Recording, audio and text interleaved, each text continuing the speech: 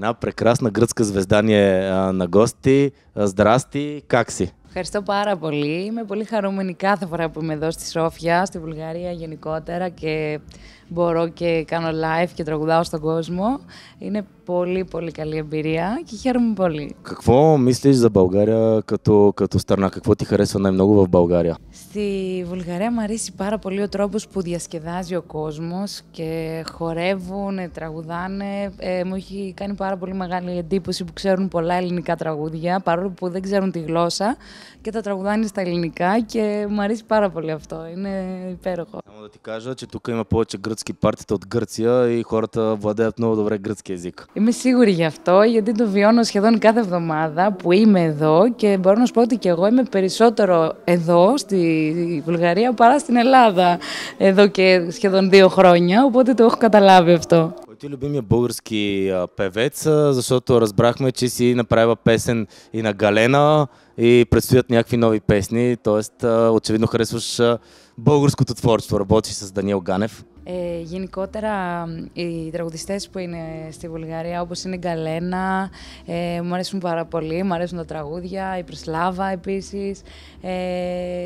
Έχουν πολύ ωραίες δουλειές και έτσι συνεργάστηκα ακούγοντας το τραγούδι της Γκαλένα και το έχω κάνει στα ελληνικά με τον Ντάνιελ Γκάνεφ. Και ο τίτλος είναι «Να περνάτε καλά» και πάει πάρα πολύ καλά, μπορώ να σου πω. Και έχω και ένα δεύτερο τραγούδι που λέγεται «Παράτα με», που είναι επίσης και αυτό από εδώ, από Βουλγαρία, πιο παλιό του Ντάνιελ και βγήκε πριν λίγο καιρό. Και γενικότερα μου αρέσει πολύ η μουσική εδώ, οπότε τη φέρνω στην Ελλάδα.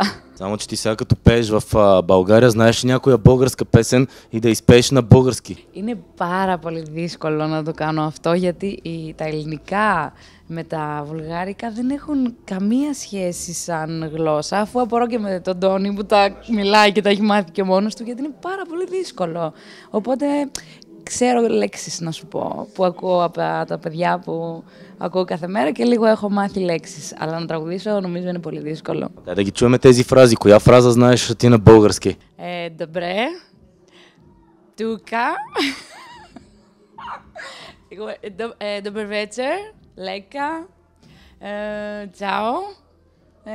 Няма проблема. Αυτά. Значи това ти е напълно достатъчно да се оправиш в България. Ναι, εντάξει, τα καταφέρνω μια χαρά, η αλήθεια είναι. Και κυκλοφορώ και κάνω τα ψώνια μου εδώ και κάνω τις βόλτες μου και συνεννοούμε μια χαρά. Μου αρέσει πολύ. А има ли разлика между българската и гръцката публика? Ναι, έχει πολύ μεγάλη διαφορά ο τρόπος διασκέδασης.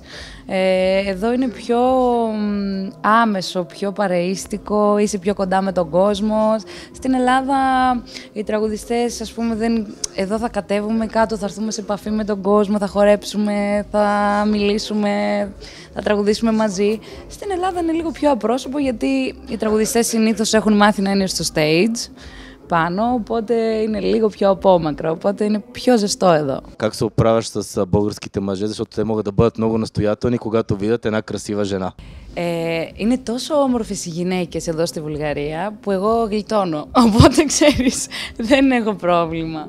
Ίσα ίσα μου αρέσει αυτό, αλλά νομίζω ότι οι άντρες εδώ στη Βουλγαρία δεν έχουν καθόλου πρόβλημα σε αυτό το κομμάτι, γιατί οι γυναίκες είναι πανέμορφες, οπότε δεν περιμένουν εμένα να έρθω.